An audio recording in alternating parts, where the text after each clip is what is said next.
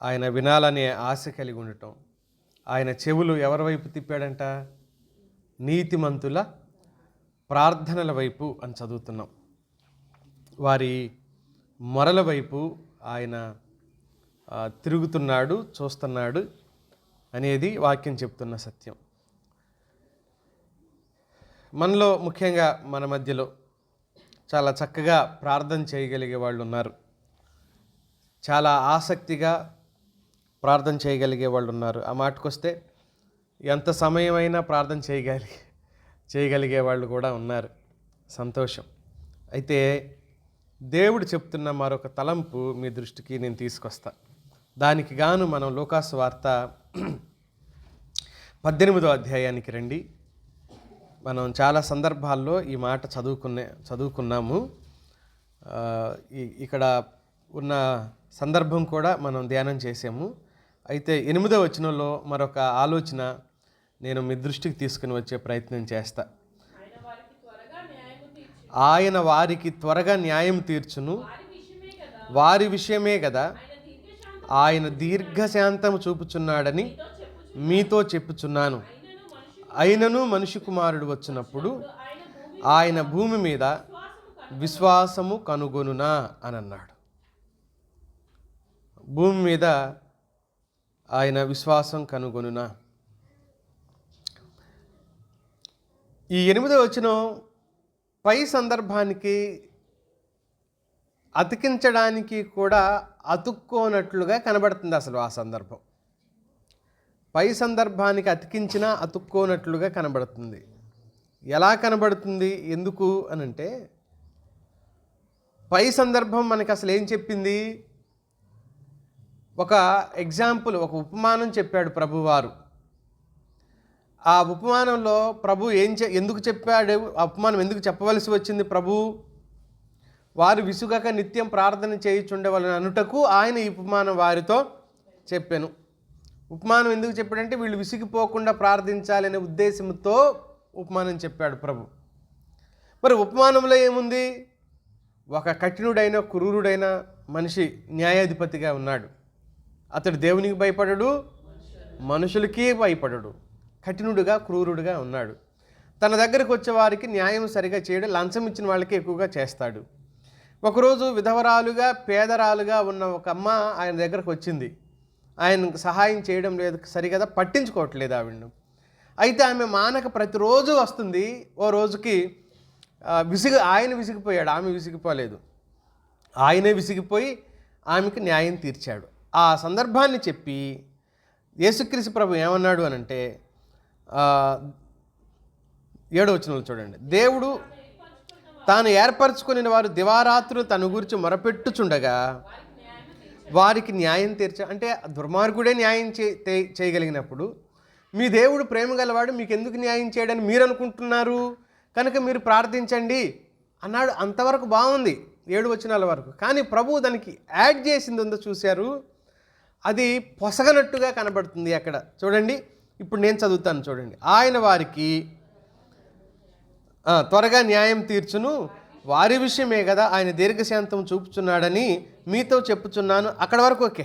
ఈ last line ఏదైతే ఉందో, అయినను మనిషి కుమారుడు వచ్చినప్పుడు భూమి మీద విశ్వాసం కనుగొనునా అని అన్నాడు. ఇంత చక్కని ఉపమానం చెప్పి, ఆ ఉపమానం ఎందుకు చెప్పాడో చెప్పి, మీ పరలోకపు తండ్రి మీకు న్యాయం చేస్తాడని చెప్పి, మళ్ళీ ఆయనే స్వయంగా అసలు మనిషి కుమారుడు వచ్చేటప్పుడు భూమి మీద ఒక్కడు కూడా విశ్వాసం ఉండదని చెప్పేశాడు. వాస్తవంగా దానికి దీనికి ఎందుకు కలవటం లేదు అనే మాట నేను అన్నాను అనంటే, సడన్గా మాట ఆయన ఆలోచన మారిపోయినట్లుగా కనిపిస్తుంది ఆ సందర్భంలో. ముందు జరిగిన చర్యకు మాటలకు ఈ మాటకు సంబంధం లేకుండా పోయింది. ఒక్కసారి మత్తయి సువార్తకు వచ్చి వెనక్కి వచ్చి ఒక ఆలోచన చేసి మళ్ళీ ఇక్కడికి వచ్చేద్దాం. మనం 16వ అధ్యాయానికి రండి. మత్తయి రాసిన సువార్త 16వ అధ్యాయానికి రండి. 18వ వచనం. మరియు నువ్వు పేతురువు,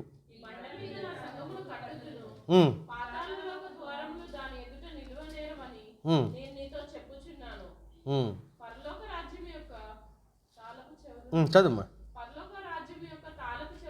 ఇచ్చేదను. నీవు భూలోకమందు దేనిని బంధించుదువో అది పరలోకమందును బంధింపబడు. చాలు. ఈ 16వ అధ్యాయంలో ఆయన ఉద్దేశం ఏంటంటే, పరలోకం ఆ గేట్ ఓపెన్ అయిపోయింది, ఓపెన్ చేస్తావు నువ్వు, చాలామంది అందులోకి ప్రవేశిస్తారు అని చెప్పాడు. ఇది నిజంగా ఆశీర్వాదకరమైన సంగతి, ఆశీర్వాదకరమైన మాటే. ఒక రకంగా చెప్పాల్సి వస్తే అక్కడ వరకు ప్రభు ఈ మాట కూడా చాలా ఆశాజనకమైన మాటగానే ప్రభువారు మాట్లాడుతూ వచ్చారు. ఇంకా నేను మరొక మాట కూడా జ్ఞాపకం చేస్తాను. తెస్సలోనికైలకు రాసిన మొదటి పత్రిక 4వ అధ్యాయం 16-17 వచనంలో, ఆర్భాటంతోనూ ప్రధాన దూత శబ్దంతోనూ దేవుని బోరతోనూ పరలోకం నుండి ప్రభు దిగివచ్చును, క్రీస్తునందుండి మృతులైన వారు మొదట లేతురు, ఆ మీదట సజీవులమై నిలిచి ఉండి మనము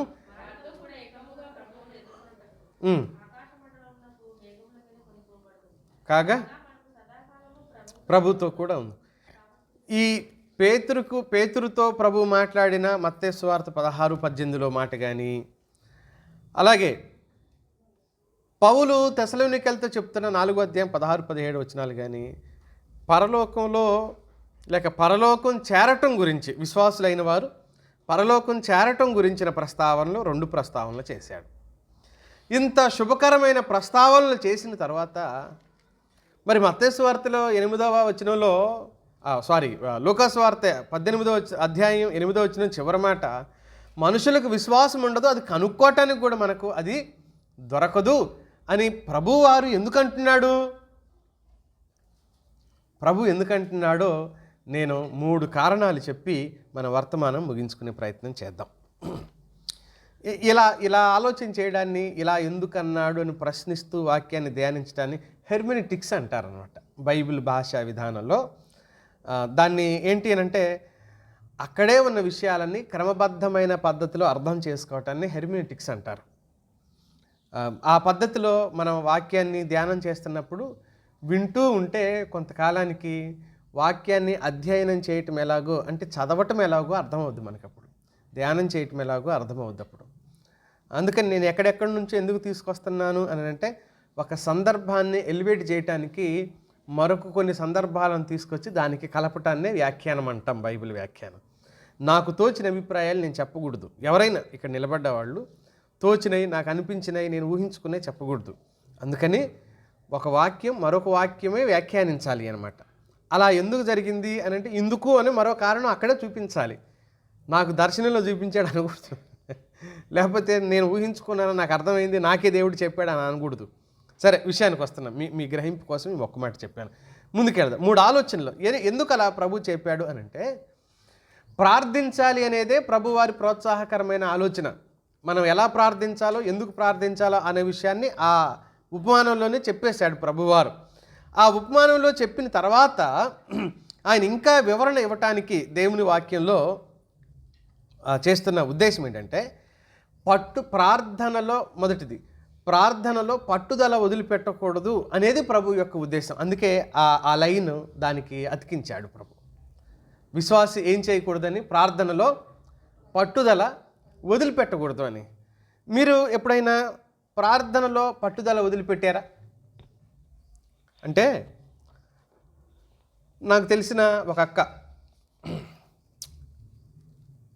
30 సంవత్సరాలు భర్త కోసం ప్రార్థన చేసింది, ఆయన మారలేదు. ఏం చేసింది అప్పుడు?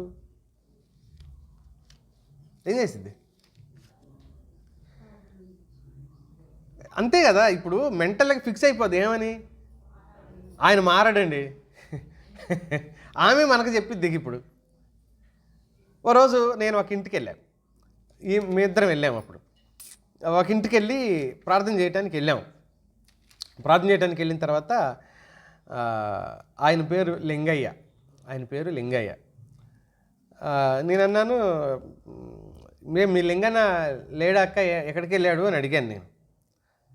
లేడు, షాప్ దగ్గర, వాళ్ళు ఫెర్టిలైజర్స్ నడుపుతారనమాట, చాలా పెద్ద షాప్ ఉంది వాళ్ళకి, అక్కడే ఉన్నాడు అని అన్నాడు. సరేలే, సరే ప్రార్థన చేస్తా అని అంటే చెయ్యి అని అన్నది. నేను మామూలుగా ప్రార్థన చేసేసాను. గుమ్మం దగ్గరికి వచ్చాను, బయటకు నా వెనకొచ్చి మళ్ళీ లోపలికి పిలిచింది. ఆయన మళ్ళీ ప్రార్థన చేద్దు కానీ రా అన్నది. మళ్ళీ ప్రార్థన చేయమంటావు ఏంటి అని, రా చెప్తాను రా లోపలికి తీసుకెళ్ళిన తర్వాత ఇందాక చెప్పాలనుకున్నాను కానీ నాకు ధైర్యం చల్లా, మా ఇంట్లో చాలా సమస్యలు ఉన్నాయి, అలా ఇలా అది ఇది ఈయన ఇలా చేస్తున్నాడు అని చెప్పి ఆయన గురించి కొన్ని చెప్పింది. సరే ఆయన మారాలి, దేవుడు సహాయం చేయాలి, మనకి ప్రార్థన చేద్దాంలే అన్న తర్వాత ఆయన మారడంది. ఆయన మారడు అంది. ఎందుకు అని 30 సంవత్సరాల నుంచి ప్రభుదాసయ్య గారి కాలం నుంచి చేస్తున్నారు ఆయన కోసం, ఇప్పుడు కాదు. ప్రభుదాసయ్య గారు చేస్తేనే ఆయన మారలా. పాత వాళ్ళకి తెలుసు ప్రభుదాసయ్య గారు, ఆయన చేస్తేనే మారలా, ఇప్పుడు మనం చేస్తే ఏం మారతాడు ఈయన, మారడు అని అంటే మరి నేను పోతున్నా అన్న. ఎందుకులే చెయ్యనైతే చేయాలి అంటే మారతాడు అనే, మారడనే, మారితే బాగుండు కానీ ఆయన మారడని ఆమె ఉద్దేశం. మారితే బాగుండు కానీ ఆయన మారడు. ప్రభువు ఏమంటాడు అని అంటే నువ్వు ఏది నమ్ముతావో అదే జరుగుతుంది అని. ఏమంటాడు? నీ నమ్మిక ప్రకారం నీకు జరుగునుగాక, సమాధానం గలదానివై పో అన్నాడు ప్రభు. నీ విశ్వాసమే నిన్ను స్వస్థపరచునుగాక, నువ్వు ఆశించినది నీకు కలుగునుగాక అన్నప్పుడు నువ్వేం ఆశిస్తున్నావు? ఇప్పుడు ఆమె విషయం మాట్లాడతాం. ఆమె ఏమంటుంది? మారడం అంటుంది. అప్పుడు ప్రభు ఏమనాలి? నీ నమ్మిక ప్రకారమే జరుగునుగా. మరి ఆయన అదేగా, ఆయన దగ్గరకు వచ్చిన వాళ్ళకి నేను మంత్రం పెట్టేస్తా అన్నాడు ఎప్పుడైనా? కాదు. నీ నమ్మిక ప్రకారమే, నువ్వు ఎలా నమ్మావో అలాగే అలా జరుగుతుంది అని ప్రభు చెప్పాడు. సాధారణంగా ఆమెలోనే కాదు, మన జీవితాల్లో కూడా ఒకసారి మనం వెనక్కి తిరిగి చూసుకుంటే మనం ప్రార్థిస్తూ వదిలేసిన సందర్భాలు కాలక్రమంలో ఎన్నో ఉంటాయి. ప్రార్థన మొదలుపెట్టాం, తెలిసిన వాళ్ళు, బంధువులు, స్నేహితులు, మిత్రులు, మన ఇంటి వాళ్ళ కోసమో, లేకపోతే మనకే ఏదైనా అవసరమైన విషయం కోసమో, సందర్భం కోసమో, వ్యక్తుల మార్పుల కోసమో మొదలుపెట్టి కాలక్రమంలో ఏమైందంటే అది ఎలాగైతే నామకార్థ ప్రార్థన అయిపోద్ది. ఫస్ట్ కన్నీటితో భారంతో ప్రార్థన వచ్చింది, కొంతకాలం, అది నెల కావచ్చు, సంవత్సరం కావచ్చు, 2-3 సంవత్సరాలు కూడా కావచ్చు. తర్వాత నామకార్థం అయిపోద్ది, అది జస్ట్ యాడ్ చేయటం, తర్వాత వదిలేస్తూ ఉంటాం, అది జరిగేది కాదు, ఇంకెందుకు వేరే దానికోసం చేద్దాం, అప్పుడప్పుడు చేస్తూ ఉంటాం, కొన్ని రోజులకి మొత్తానికి మర్చిపోతూ ఉంటాం. అలా చేయకూడదనే ప్రభు ఈ ఉపమానం కూడా చెప్పాడు. ఒకసారి నువ్వు పట్టుకుంటే దాన్ని వదిలిపెట్టొద్దు అనేది ప్రభువారి ఉద్దేశం. విశ్వాసం అనే పదం, విశ్వాసులు ఎవరైతే ఉంటారో, విశ్వాసం అనే పదం విశ్వాసంతో కూడిన ఒక క్రియకు సంబంధించిందిగా దేవుని వాక్యం చెప్తూ ఉంది. దానియేలు బైబిల్లో ప్రార్థన చేశాడు. ఒకసారి దానియేలు గ్రంథం తీయండి మీరు, 10వ అధ్యాయానికి రండి. దానియేలు ప్రార్థన చేయటం మొదలుపెట్టాడు. ఏంటి దానియేలు? ఒక విషయం కోసం ప్రార్థన చేయాలి అనుకొని దేవుని సన్నిధిలో భోజనం చేయకుండా ఆయన ప్రార్థనలో కనిపెట్టాడు. ప్రార్థన చేస్తూ ఉండగా ఓ రోజు దేవదూత వచ్చాడు. ఎక్కడికి? ప్రార్థన చేస్తూ ఉన్న దానియేలు దగ్గరికి. 10వ వచనం చూడండి. అప్పుడొకడు చేతితో నన్ను ముట్టి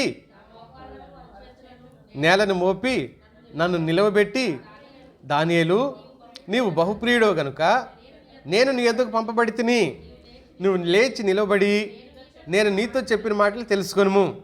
అతడు ఇలాగూ ఈ మాటలు నాతో చెప్పగా నేను వణుకుచూ నిలబడి తిని. అప్పుడు అతడు, దానియేలు, భయపడకుము, నీవు, అంటే ఈయన ఒక విషయం తెలుసుకోవాలని ప్రార్థన చేస్తున్నాడు. నా జనుల గతి ఏంటి చెప్పు ప్రభు అని ప్రార్థన చేస్తున్నాడు అనమాట, నా ప్రజల భవిష్యత్తు ఏంటి అని. అప్పుడు భయపడకు, నువ్వు తెలుసుకోవాలని నీ మనసును అప్పగించి దేవుని ఎదుట నిన్ను తగ్గించుకొనిన ఆ మొదటి, చాలా జాగ్రత్తగా చూడండి, ఆ మొదటి దినం మొదలుకొని నీవు చెప్పిన మాటలు వినబడినవి గనుక నీ మాటలను బట్టే నేను ఇక్కడికి వచ్చాను. దానియేలు ప్రార్థించాడు. దేవుడు దానియేలుని భూమి మీదకి పంపించాడు. దేవదూతను భూమి మీదకి పంపించాడు. ఎవరి దగ్గరికి? దానియేలు దగ్గరికి. ఎందుకు అంటే జవాబు అతడికిచ్చి ఈ జవాబు దానియేలుకి ఇవ్వు అని పంపించాడు అనమాట. లేకపోతే ఈ వివరణ దానియేలుకి చెప్పు. దానియేలు దగ్గరికి దేవుడు దూతను పంపించాడు. దూతను ఏది జవాబు ఇచ్చి పంపించాడు. ఈయన ప్రార్థన చేస్తున్నాడు.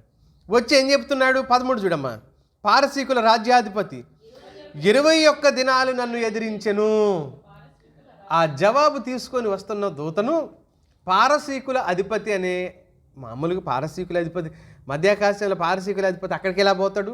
రెక్కలు కట్టుకొని పోడు కదా. దేవదూతను ఆపి అంత ధైర్యం శక్తి పారసీకుల అధిపతి పారసీకుల రాజుకు ఉండదు కదా. కానీ అక్కడ అలా చెప్తున్నాడు కానీ పోలికగా చెప్తున్నాడు కానీ ఒక శక్తివంతమైన ఒక శక్తి ఎవడో అడ్డుకున్నాడంట మధ్యాకాశంలో. ఎవరిని? దేవదూతను అడ్డుకున్నాడు. ఎక్కడికి వస్తున్నాడు దేవదూత? దానియేలుకి జవాబు ఇవ్వటానికి వస్తున్నాడు. జవాబు ఇవ్వటానికి వస్తున్న దానియేలుకి జవాబు ఇవ్వకుండా ఉండాలి అని దేవదూతను అక్కడే అడ్డుకున్నాడు. ఆయన వచ్చి ఏమంటున్నాడు, దానియేలు నువ్వు ఏ విషయం కోసమైతే ఏం తెలుసుకోవాలని అయితే ప్రార్థన చేసావో ఆ జవాబు నీకు ఇవ్వటానికి మొదటి రోజే పరలోకంలో శాంక్షన్ అయింది, గ్రాంట్ అయింది. నీ నీ నీ పరిష్కారం, నీ జవాబు పరలోకంలో ఎప్పుడు గ్రాంట్ అయింది? ఫస్ట్ రోజే గ్రాంట్ అయింది. కానీ ఏం జరిగిందంటే ఒకడు నన్ను అక్కడ అడ్డగించాడు. ఎన్ని రోజులు అడ్డగించాడు? 21 రోజులు అడ్డగించాడు. వాడితో పోరాడి కొట్లాడి కింద మీద పడి మొత్తాన్ని వాడిని జయించి ఇక్కడికి రావటానికి ఇన్ని రోజులు పట్టింది. అంటే మనం చేసే ప్రార్థన ఎప్పుడు వినపడుతుంది పరలోకంలో? ఫస్ట్ రోజే వినపడుతుంది. ఆయనకి చెవులేమనుకుంటున్నారేంటి? ఫస్ట్ రోజే వినపడుతుంది. మధ్యలో ఆటంకాలు కలుగుతున్న వేళ దానియేలు వదిలిపెట్ల, జవాబు వచ్చే వరకు చేస్తానే ఉన్నాడు. రావట్లేదు కదా, దులిపేసుకొని వెళ్ళిపోలేదా మనిషి? అక్కడే కూర్చున్నాడు. జవాబు కావాల్సిందే అని కూర్చున్నాడు. దేవుడు కూడా జవాబు ఇచ్చి పంపిస్తున్నాడు. మనమేమనుకుంటామంటే కొంతకాలం ప్రార్థన చేసిన తర్వాత వదిలేసే మనకు అంశాన్ని. ఒకవేళ మనకు కూడా జవాబు ఇవ్వకముందే ఎవడైనా మధ్యాకాశంలో మన జవాబులకి అడ్డుకున్నాడే అనుకోండి, మనం లేచి వెళ్ళిపోయాం. ఈలోపు పాపం ఆ దూత అక్కడ పోట్లాడి వాడిని గెలిచి ఆ జవాబు పట్టుకొని కిందకు వచ్చేసరికి మనవలేమంటే ఈ ఊర్లోనే ఉన్నా దాని విషయమైన విశ్వాసం, దాని విషయమైన ఆసక్తి మనకు లేదు. అప్పుడు దూత ఏం చేస్తాడు? ప్రభా వీడికి అది అక్కర్లేనట్టుంది, నువ్వు పంపావు, వాడి ఏడుపు చూసి నువ్వు పంపావు భూమి మీదకి జవాబు. ఈయన అసలు దాని గురించి ఇప్పుడు ఏమీ పట్టించుకోవట్లేదు కనుక ఇది ఇతడికి అది ఇప్పుడు ఇతడికి అవసరం లేదు కాబట్టి రిటర్న్ తీసుకొస్తా, కావలసినడికి ఇద్దు కానిలే ప్రభా అంటాడు ఆ దూత. నీకు అర్థమవుతుంది కదా నేను చెప్తున్న విషయాన్ని? అందుకని ప్రభు ఉద్దేశం ఏంటంటే ఆ సందర్భంగా పట్టు వదలొద్దు. మన దేవుడు మంచి దేవుడు మిత్రులారా. జవాబు ఇవ్వటంలో కనికరంతో ఇస్తాడు. అవసరాన్ని బట్టి ఇవ్వడం మనకు కనికరంతో ఇస్తాడు. దయ, జాలి, అత్యంత దయా, జాలి, కనికరం యెజ్రా గ్రంథంలో చదువుతాం కదా. ఎంతో కనికరం కలిగిన వాడు. ఆయన జవాబు ఇవ్వటంలో చాలా సమర్థుడిగా కనబడతాడు. ప్రభు అభ్యర్థన రెండో రాకడ సమయానికి సంఘం విశ్వాసపు ప్రార్థన కోల్పోతుంది అనేది ఆయన బాధ. విశ్వాసపు ప్రార్థన కోల్పోయి నామకార్థపు ప్రార్థన చేస్తారు అన్నమాట. నేను విమర్శించాలని కాదు కానీ సాధారణంగా విమర్శించాలి అనేది మన ధోరణి కాకపోయినా ఏంటంటే తప్పుని తప్పు అనకుండా ఉండలేక మనసు బాధ కంటమే. పోయిన వారం నేను పెంతుకోస్తూ వాళ్ళని అన్నప్పుడు మన హితులే మనల్ని ఫాలో అయ్యే యూట్యూబ్ ఫాలో అయ్యే వాళ్ళు 2-3 ఫోన్ చేసి వద్దులే నువ్వు అలా మాట్లాడుతుంటే నీ ప్రసంగాల్లో ఆ సాఫ్ట్నెస్ పోతుంది, మనసుకు హత్తుకునే కాస్త మళ్ళీ గజిబిజి అవుతున్నాం మేమే, వదిలేయి, కావాలంటే వాటి కోసం ప్రత్యేక సందర్భాన్ని పెట్టుకొని మాట్లాడు కానీ అని అంటే నిజమేనేమోలే అని అనిపించింది నాకు కూడా. విమర్శించాలని కాదు. ఇప్పుడు కొన్ని మెయిన్ లైన్ చర్చిలు ఉన్నాయి, పెద్ద చర్చిలు, మెయిన్ లైన్ చర్చిలు. మరి అది నామకార్థపు ప్రార్థన కాదు అని ఎలా అంటాం? చచ్చిపోయిన దగ్గర అదే పరలోక ప్రార్థన చేస్తారు, పుట్టినరోజు దగ్గర అదే, పెళ్లి రోజు దగ్గర అదే, ఇక విడాకుల దగ్గర చేస్తారో మనకు తెలీదు, గృహప్రవేశం, ప్రతి దానికి అదే చేస్తారు. అది నామకార్థం కాకపోతే అర్థవంతమైన ఏమన్నా ఉందో అందులో చెప్పండి. అందుకని అలాగే వెళ్ళిపోతుంది లోకమంతా అనేది ప్రభువారి బాధ. ప్రార్థన కూటాలు రోజు రోజుకి ఏమైపోతున్నాయి? నిర్మానుష్యం అయిపోవటం అన్నమాట. ప్రార్థనా కూడికలు అంటే రాలేకపోవటం, జవాబు పొందే ప్రార్థనలు ఆసక్తి చూపలేకపోవటం. జరుగుతుందా? జరిగితే మనం చాలా తెలివిగా ఏం మాట్లాడతారు తెలిసి విశ్వాసులు, ఏదైతే అదైతే దేవుని చిత్తం. నువ్వు ప్రార్థన చేయకుండా ఏదైతే అది దేవుని చిత్తం అని అంటే, దేవుని చిత్తం సంగతి పక్కన పెడితే మరి నీతిమంతుడు ఆశించిందని కానీ మీరు ప్రార్థించండి అని ప్రభు ఎందుకు చెప్తున్నాడు? నా ఇష్టం, ఇంక మీరు ప్రార్థించినా ప్రార్థించకపోయినా నా ఇష్టం, నేను ఇష్టం వచ్చినట్టు చేస్తా అన్నాడు అనుకోండి, ఇంక ప్రార్థనలు ఎందుకు మిత్రులారా మనకు? అది తప్పు. ప్రార్థన చేసి తీరాలి. దేవుని ఆలోచనలు మార్చారా లేదా బైబిల్లో చాలామంది? ఆయన ఆలోచనలు మార్చుకున్నాడా లేదా? నేను చేయవలసినది చేయక ఇంకా పెద్ద మాట వాడాడు, పశ్చాత్తాపపడుతున్నాను అన్నాడా లేదా? యోవేలు గ్రంథంలో మిమ్మల్ని నాశనం చేయక మారతాను అని అనలేదా? యోనా గ్రంథంలో మిమ్మల్ని చంపేస్తానని చెప్పి ఆపలేదా? మార్చుకోలేదా? ఖచ్చితంగా మార్చుకుంటాడు కదా దేవుడు. కనుక మనం ఆపకూడదు ప్రార్థన. ఎందుకు ప్రభు అన్న మాట అంత బాధాకరమైన మాట ఎందుకు అన్నాడు అని అంటే, పౌలు కూడా ఈ ప్రస్తావన ఎలా చేశాడు మీకు చూపెడతాయి. తెస్సలోనికైలకు రాసిన 2వ పత్రిక 3వ అధ్యాయం 2వ వచనం చూడండి. మేము మూర్ఖులైన దుష్ట మనుషుల చేతిలో నుండి తప్పింపబడు నిమిత్తమును మా కొరకు ప్రార్థించండి. విశ్వాసం అందరికీ లేదు. విశ్వాసం ఏమన్నాడమ్మా? అందరికీ లేదు. అంటే ఉన్న సంఘంలో కూడా ఎంతో మంచి సంఘం తెస్సలోనిక సంఘం, చాలా గొప్ప సంఘం.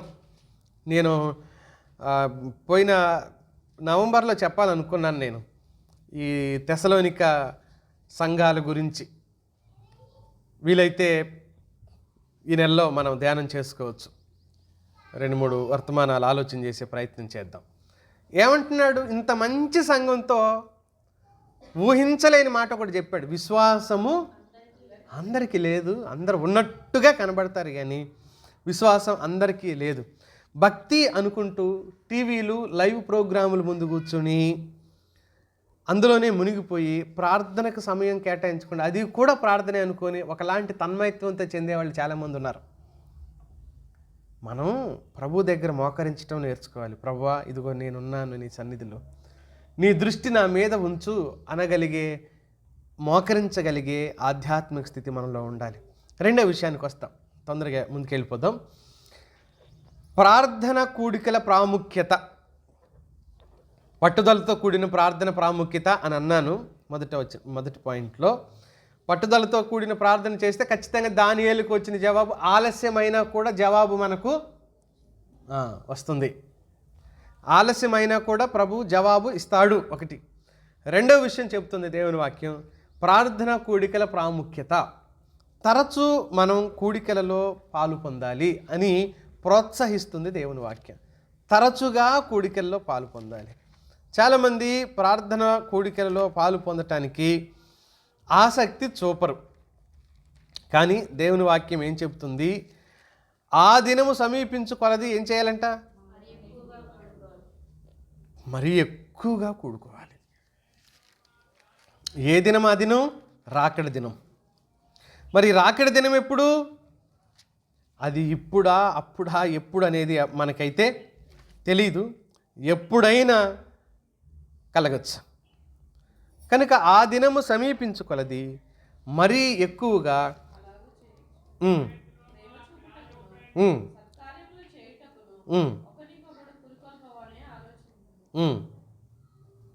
ఆ పైలో ఏం చదువు, ఆ పై వచ్చిన కొందరు మానుకొనుచున్నట్లుగా సమాజముగా కూడుట మానక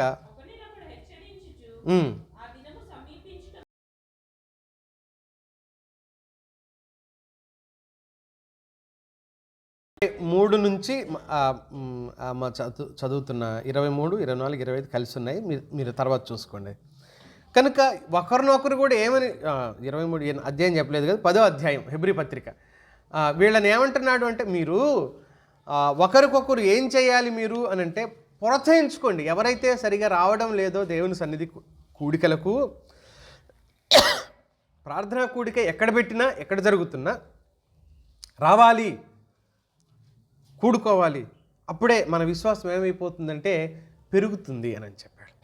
విశ్వాసం అధికమవుతుంది అని చెప్పాడు. వ్యక్తిగత ప్రార్థన ఆత్మను శుద్ధి చేస్తుంది మిత్రులారా. పర్సనల్ ప్రేయర్, వ్యక్తిగత ప్రార్థన అంతరంగాన్ని శుద్ధి చేస్తుంది. అయితే కలిసి చేసే ప్రార్థన శక్తివంతమైన కార్యాలు చేస్తుంది. బాగా గుర్తుపెట్టుకోండి రెండింటికి. ఫస్ట్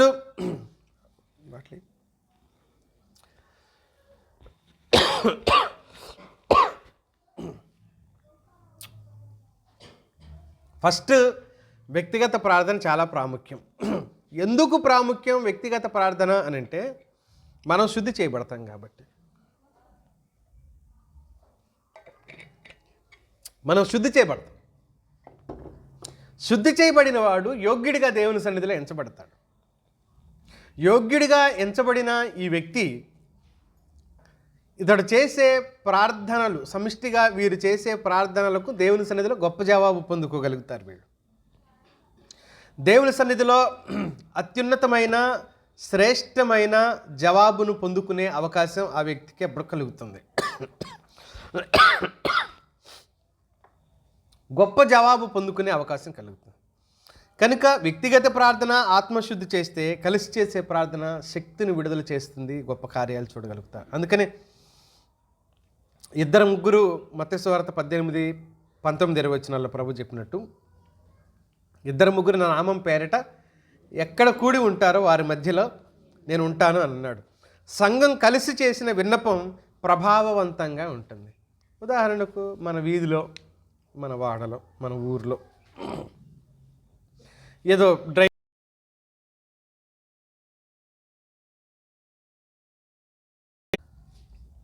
మనలో ఒక్కళ్ళు వెళ్ళి కలెక్టర్కి అర్జీ పెట్టారనుకో, పోనీ ఎంఆర్ఓ లాంటి చోట అర్జీ పెట్టారనుకో, తీసి పక్కన పారేస్తారు. వాడలో వాళ్ళు అందరూ సంతకం పెట్టి పంపించారనుకో, కలెక్టర్ చూడటానికి వస్తాడు. అప్పుడు ఒక్కళ్ళు అర్జీ పెట్టడానికి, వాడలో ఉన్న వాళ్ళందరూ కలిసి అర్జీ పెట్టడానికి, అప్లికేషన్ పెట్టడానికి తేడా ఉందా లేదా ఆలోచించండి ఒకసారి. సేమ్ అలాంటిదే కలిసి చేసే ప్రార్థన కూడా. అంటే మన దేవుడు పక్కన బారేస్తాడా అని కాదు, ప్రభావం ఎక్కువగా కనబడుతుంది అంటున్నాను నేను. అందుకని ప్రభావవంతమైన ప్రార్థన కలిసి చేసే ప్రార్థన. ఒకరు చేస్తున్నప్పుడు మనం ఏకీభవిస్తుంటాం చూడండి, చాలా చక్కని ఒక నడిపింపు, చేసేవాళ్ళకి ప్రోత్సాహం, వినేవాళ్ళకి. అందరికీ సమయం దొరకకపోవచ్చు, మనం 2.5 గంటలు 3 గంటల లోపే మందిరంలో ఉంటాం కాబట్టి మహా అంటే ఒక 4-3 ప్రార్థన చేసే విజ్ఞాపన ప్రార్థన కూడికల్లో కూడా 3-4 వచ్చేది సమయం. 3 వచ్చినా చాలు, పెద్ద నష్టపడనక్కర్లేదు, మనం ఏం బాధపడనక్కర్లేదు. ఏకీభవిస్తూ ఉంటాం, కొనసాగుతుంటాం వాళ్ళతో పాటు. మన దిక్కులు చూస్తే నువ్వు వచ్చి వేస్ట్ 5 మందిరానికి ఏదో ఆలోచన చేసుకుంటే కాదు, అదే పట్టుదల, అదే తీవ్రత. ఒక్కళ్ళు చేస్తుంటే వాళ్ళ అంతరంగంలో నుంచి ఎలాంటి తీవ్రత బయటకు వస్తుందో దాన్ని మనం పంచుకునే వారిగా ఉండాలి. అప్పుడు అందరు చేసినట్లు అవుద్ది ఆ ప్రార్థన. మనకున్న చిక్కు ఏంటి అని అంటే ఏకీభవించడం మానేశారు ప్రార్థనలు. పాట పాడేటప్పుడు కూడా ఒకళ్ళు పాడుతుంటే మిగతా వాళ్ళు ఏకీభవించడం, రెండోసారి అన్న లైన్ పాడట్లేదు, ఇంకా తెలిసిన పాటలు ఆయన ఎవడు డ్యూటీ వాడు చేసుకుని అవతల పడతారులే అన్నట్టు అయిపోతుంది తప్ప, అది డ్యూటీలు చేస్తున్నామేంటి మనం ఇక్కడికి వచ్చి. కాదు, పాట పాడేటప్పుడు కలిసి పాడాలి. వాక్యం ప్రార్థన చేసేటప్పుడు ఏకీభవించాలి.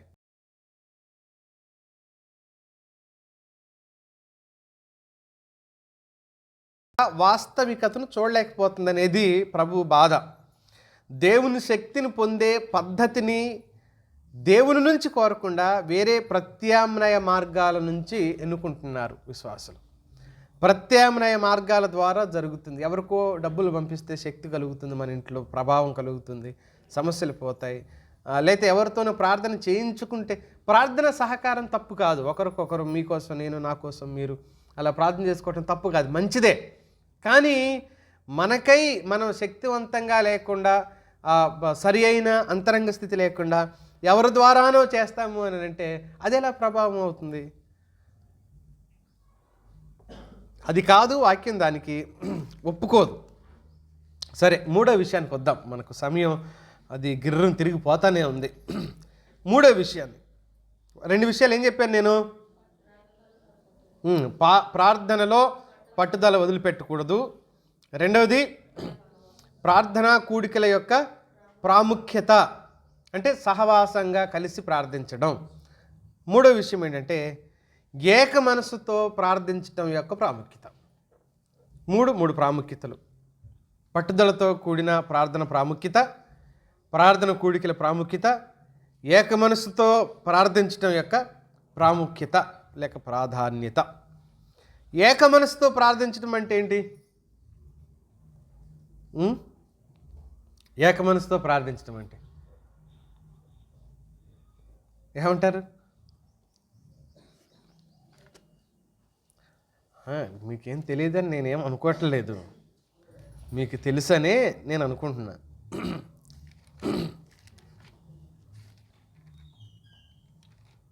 ఉన్న వాళ్ళంతా ఒకే మనస్సు కలిగి ప్రార్థించటం, ఏక మనస్సు. ఒకే మనస్సు అని అంటే వాస్తవంగా మన మనసులన్నీ వేరు వేరు కదా. నా మనసు వేరే, మీ మనసు వేరే, రకరకాల మనసు. కానీ ఒక విషయం దగ్గరకు వచ్చినప్పుడు దేవుని పిల్లలందరూ ఏకీభవించటం ఏక మనసు అవుతుంది. అపోస్తల కార్యగ్రంథానికి ఒకసారి రండి, 1వ అధ్యాయం 14వ వచనం. అపోస్తల కార్యగ్రంథం 1వ అధ్యాయం. వీరితో కూడా కొందరు స్త్రీలు వీరితో కూడా కొందరు స్త్రీలును యేసు తల్లి అయిన మరియను ఆయన సహోదరులను ఏక మనసుతో కంటిన్యూగా ఒకే మనసుతో, అంటే మనం తినే రుచులు వేరు, మనం కట్టుకునే బట్టల రంగులు వేరు, అవునా, మన ఇంట్లో ఉండే వస్తువుల ఆహార్యాలు వేరు, మనమే వేరు, అందరం వేరు వేరు, మనుషులం వేరు, అభిప్రాయాలు వేరు, ఆలోచనలు వేరు, ఇష్టాలు వేరు, రంగులు వేరు, రుచులు వేరు కదా. నాకు 2 పిల్లలు. ఒకడికి అన్నానికి బదులుగా బెల్లం పంచదార పెడితే తింటాడు వాడు రోజు. ఇంకొకళ్ళకి నీకు కొన్ని డబ్బులు ఇస్తా, కొంచెం నాకి చూడమన్నా నాకి చూడదు ఆ బెల్లాన్ని మా పాప. 2 మా పిల్లలే. నీవు కోరుకున్న డబ్బులు ఇస్తా, కొద్ది నాకు చూడు తల్లి, బెల్లం, చక్కెర, ఈ తీపిది స్వీట్ ఏదన్నా నాకు చూడు, నీకు డబ్బులు ఇస్తానన్నా కూడా నన్ను కొట్టినా తినదు అంటది. వాడు నాకు అన్నం వద్దు, సున్నం వద్దు, 24 గంటల చక్కెర బెల్లం తెచ్చి నా మీద పోయింది, అవసరమైతే కూర్చుంటానంటాడు. 2 మా పిల్లలే. చూడండి అభిప్రాయాలు, రుచులు ఎంత ఎంత అసలు ఏమంటాం, తూర్పు ఒకడు. మనం అందరం అంతే, ఒకటేం కాదు. మనకు భేదాలు వస్తున్నాయి, సంఘంలో కూడా భేదాలు వస్తాయి. అంటే భేదాలు రాకపోతే అందరం ఒక్కళ్ళమా 100 మందిమా? ఒక్కళ్ళం కాదు కదా, వస్తాయి. కానీ విషయం దగ్గరికి వచ్చిన తర్వాత ఏకీభవించగలగటమే భక్తి జీవితం మిత్రులారా. భార్యాభర్తలకు రావేంటి అభిప్రాయాలు, అభిప్రాయ భేదాలు ఎందుకు రావు? అభిప్రాయ భేదాలు లేకపోతే వాళ్ళు మనుషులా మర మనుషులా? సిస్టమ్ తయారు చేసి పెట్టుంటే అందరూ ఒకేలాగా పనిచేస్తారు. మనుషులు అభిప్రాయ భేదాలు రాకుండా ఎలాగ ఉంటాయి? కానీ దైవిక విషయంకి వచ్చిన తర్వాత బాగా వినండి నేను చెప్పే మాట. బస్ ఆదివారం చెప్తే బాగుండేదేమో కదా. అభిప్రాయం ఒక విషయం దైవిక విషయానికి వచ్చిన తర్వాత నాకు నచ్చకపోయినా నేను అంగీకరించాలి, నాకు ఇష్టం లేక. ఎందుకంటే అది ఎవరి మాట? అది దేవుని మాట కాబట్టి. కనుక వీళ్ళు ఏం చేశారంటే ఏక మనస్సుతో ఎడతెగక ప్రార్థన చేశారు. ఆ ఏక మనసు మనం తెచ్చుకోవాలి. దైవిక విషయాల పట్ల ఏక మనసు, ప్రార్థన పట్ల ఏక మనసు, విజ్ఞాపన ప్రార్థన, ఇవన్నీ ఏక మనస్సుతో చేస్తే ఖచ్చితంగా విజయవంతం అవుతాయి. ఎప్పుడూ కూడా సంఘ ప్రార్థన దేవుడు వింటాడు, సంఘ ప్రార్థన దేవుడు వింటాడు మనం అంటున్నాం, కానీ సంఘం కూడా ఏక మనస్సుతో చేయకపోతే వినడు. బాగా గుర్తుపెట్టుకోండి. మనం గొప్ప కార్యాలు సంఘంలో చూడాలి అని అంటే ఏక మనస్సు లేకుండా చేస్తే వినడు మిత్రులారా. ఏక మనస్సుతో చేస్తేనే వింటాడు. అంటే ఏక మనస్సు అంటే మరొక అభిప్రాయం చెప్తాను మీకు. ఒక వ్యక్తి ప్రార్థన చేస్తున్నప్పుడు నేను దాన్ని కంటకంగా చూడకూడదు, అంగీకరించి విషయాన్ని. ఇప్పుడు మళ్ళీ చెప్తున్నాను, ఏకాభిప్రాయం చాలా విషయాల్లో ఉండదు మనకు. ఇంట్లోనే ఉన్నప్పుడు సంఘంలో ఎలా ఉంటుంది? కానీ విభేదించే దగ్గర విభేదించు. నీకు తప్పు అనిపించింది, తప్పు అన్న దగ్గర విభేదించు. తప్పేం కాదు, విభేదించడం తప్పు కాదు. నీ అభిప్రాయాన్ని స్వేచ్ఛగా ఇది నాకు తప్పు అనుకుంటున్నాను అని చెప్పడం తప్పు కాదు, చెప్పచ్చు, సంఘంలో కూడా చెప్పచ్చు. కానీ దైవిక విషయం వచ్చిన తర్వాత నీకు నచ్చకపోయినా నువ్వు అంగీకరించాలి. ఇప్పుడు మనకు ఎదురుగా ఉన్న ఈ గోడ కూల్చేద్దాం అన్నాం అనుకోండి, 10 మంది కూల్చేద్దామంటే నేను వద్దు అన్నాను అనుకోండి, నాకు నచ్చలేదు, ఉంచాలి అనుకున్నాను, విభేదించవచ్చు, తప్పు కాదు నేను దానికి. కానీ అలాంటి భౌతిక విషయం, అది ఆధ్యాత్మిక విషయానికి వచ్చిన తర్వాత అందరం ఏకీభవించాలి. ఎందుకంటే మూలం ఎక్కడి నుంచి తీసుకుంటాం? మనం దాన్ని వాక్యం నుంచి తీసుకుంటాం. కాబట్టి మనం విభేదిస్తే దేన్ని విభేదిస్తున్నట్లు అవుతుంది? అప్పుడు దేవుణ్ణి, దేవుని వాక్యాన్ని విభేదించినట్లు అవుతుంది. అలా కాకుండా చూసుకోవాలి. సంఘాలలో గొప్ప కార్యాలు ఎప్పుడు జరుగుతాయి అని అంటే మన ఇద్దరి మధ్య ఎన్ని భేదాభిప్రాయాలు వ్యతిరేక భావాలు ఉండినా సరే వాక్య విషయంలో ఏకాభిప్రాయం కలిగితే ఎంత శక్తివంతంగా ఉంటుందో ఆ సంఘం చూడండి. వాక్యం విషయంలో ఏకాభిప్రాయం, ఏక మనస్సు, ఏక తాత్పర్యం, ఏక భావం. ఈ మాట ఎక్కడ చదువుతాం? ఫిలిప్పీ పత్రికలో కదా. ఆ సంఘంతో మాట్లాడుతూ మీరు ఎలా ఉండాలనేది ఆయన ఉద్దేశం అంటున్నాడు. ఆ. 4వ అధ్యాయానికి రండమ్మా. చెల్లి చదువుతుంది. మీరందరూ ఏ మనసుతో ఉండాలి అని? ఏక మనసుతో ఉండాలి. యువోదియ సుంటుకే అనేవాళ్ళు ఉన్నారంట అక్కడ. వాళ్ళు 2వ వచనం నుంచి ఉంటుంది చూడండి ఆ మాట. వాళ్ళు గొడవ పెట్టుకుంటున్నారట. వాళ్ళు గొడవలు పెట్టుకుంటున్నారు కాబట్టి వారితో ఏమంటున్నాడు? ఏక మనస్సు కలిగి ఉండాలి. బ్రతిమలా ఉంటున్నాను నేను మిమ్మల్ని. ఏక మనస్సుతో లేకపోతే ఏమవుద్ది? ఆ పరిచర్య ఫలవంతంగా ఉండదు. జరుగుతున్నట్టుగానే ఉంటుంది కానీ జరగదు. మొన్న చెప్తా ఇలాగన్నాడు దేవజనుడు. రన్నింగ్ చేసేవాడు ఎంత దూరం పరిగెత్తాడో తెలుస్తుంది. రోడ్డు మీద రన్నింగ్ చేసేవాడు. మరి థ్రెడ్ మిల్ మీద రన్నింగ్ చేసేవాడు ఎన్ని కిలోమీటర్లు అంటే ఏం చెప్తాం? పోనీ ఎంతసేపు అంటే టైం చెప్తాడు కానీ ఎంత దూరం పోయామంటే ఏమంటాడు? థ్రెడ్ మిల్ మీద ఉన్నాడు అక్కడే ఉంటాడు. వాడు తెల్లవారులు రన్ చేసినా కూడా అక్కడే ఉంటాడు. చాలాసార్లు మనం చేసే పరిచర్య, పని, ప్రార్థనలు కూడా ఆ థ్రెడ్ మిల్ మీద రన్నింగ్ చేసినట్టుగానే అక్కడే ఉంటుంది కదా, అంగుళం కూడా కదలదు కదా. అది అలా ఉండకూడదు. ఏక మనస్సు. ఫిలిప్పీ సంఘంలో, అంత మంచి సంఘంలో కూడా భేదాభిప్రాయాలు వచ్చాయి. బహుశా వీళ్ళు స్త్రీలై ఉంటారు అని మనకు అర్థమవుతుంది. స్త్రీలలో కూడా విభేదం వస్తే సంఘం గందరగోళం అయిపోయింది. గందరగోళం అయిపోతే అప్పుడు పౌలు బ్రతిమలాడుతున్నాడు, మీ వల్ల సంఘం గందరగోళం అయిద్దమ్మా. యువోదియ సుంటుకే, పేర్లు మాత్రం విచిత్రంగా ఉన్నాయి. యువోదియ సుంటుకే, మీ ఇద్దరు కలిసిపోవాలి. మీ భేదాలు తొలగించుకొని సమాధానం కలిగి ఉండండి. మీ వల్ల చాలామందికి మేలు జరుగుతుంది అని బ్రతిమలాడుతున్నాడు దైవజనుడు. కనుక ప్రభువులో ఆనందించండి, సమస్యల నుంచి బయటికి రండి అని చెప్పాడు వాళ్ళకు. అలాగే ఇంకొక అపోస్తల కార్యగ్రంథం 2-3 సందర్భాలు చూసి నేను ముగించేస్తాను. 2వ అధ్యాయానికి వద్దాం. మొదటి వచనంలో చూద్దాం.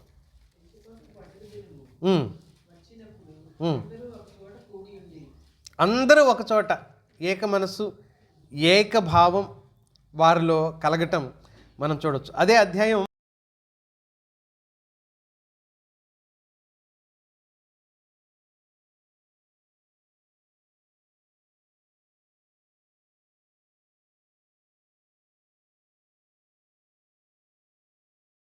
ఏక తాత్పర్యంతో 46 చూడండి. ఏక మనస్కులై ప్రతి ఎలా సాధ్యమవుతుంది? రోజు కలుసుకుంటే ఎన్ని గొడవలు అవుతాయి కదా. ఏమి ఎప్పుడు ఇంతే, ఆమె ఎప్పుడంతే, ఆమెకు ఊకి ఫ్యాన్ కావాలంటది, ఈమెకి ఇక్కడే కావాలని అంటది, ముందు వచ్చిన వాళ్ళని కూడా లేపి కూర్చుంటుంది. రోజు వస్తే ఏ గొడవలు. కానీ వారానికి ఒకసారి వస్తే మనకి అన్ని గొడవలు వస్తుంటే వీళ్ళు రోజు కూర్చుంటున్నారంట. కానీ గొడవలకు బదులుగా ఏం కలుగుతుంది వాళ్ళకి? ఏక మనసు. తర్వాత కంటిన్యూషన్ చేయమ్మా. అది దేవుని స్తుతించుచు,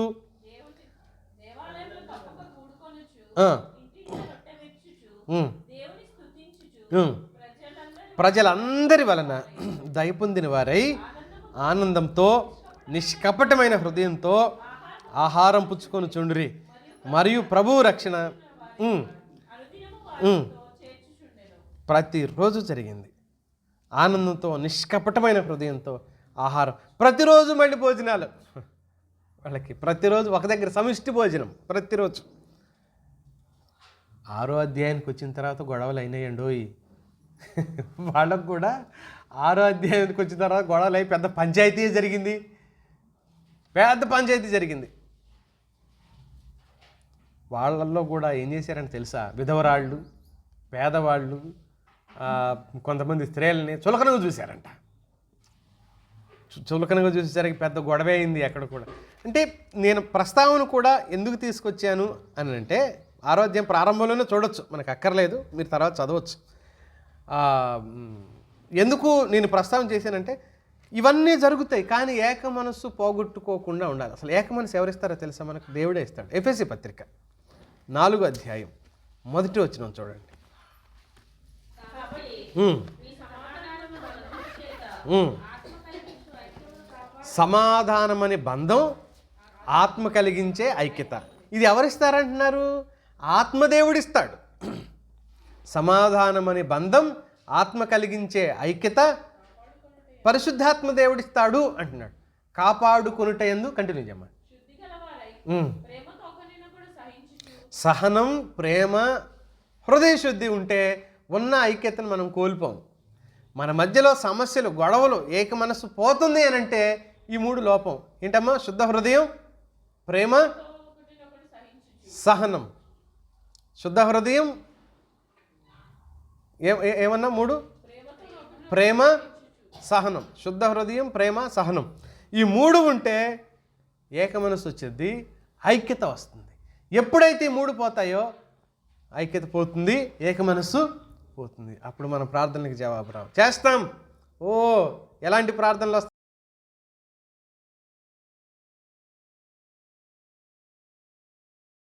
ప్రార్థనలుగా మిగిలిపోతాయి. కనుక ప్రభువు ఆ సందర్భంలో అది తెచ్చి ఎందుకు అతికించాడు అని అంటే, నేను ఎంత చెబుతున్నా సరే ఇలా జరుగుతాయి కనుక జాగ్రత్త పడండి అని చెప్పడానికే ప్రభు ఆ విషయాలు చెప్పాడు. మనం జాగ్రత్త పడాలి, జాగ్రత్త పడి ప్రార్థించే వారిగా ఉండాలి. దేవుడు ఆ కృప మనకు దయచేయను గాక. తలలు ఉంచుదాం, ప్రార్థన చేసుకుందాం.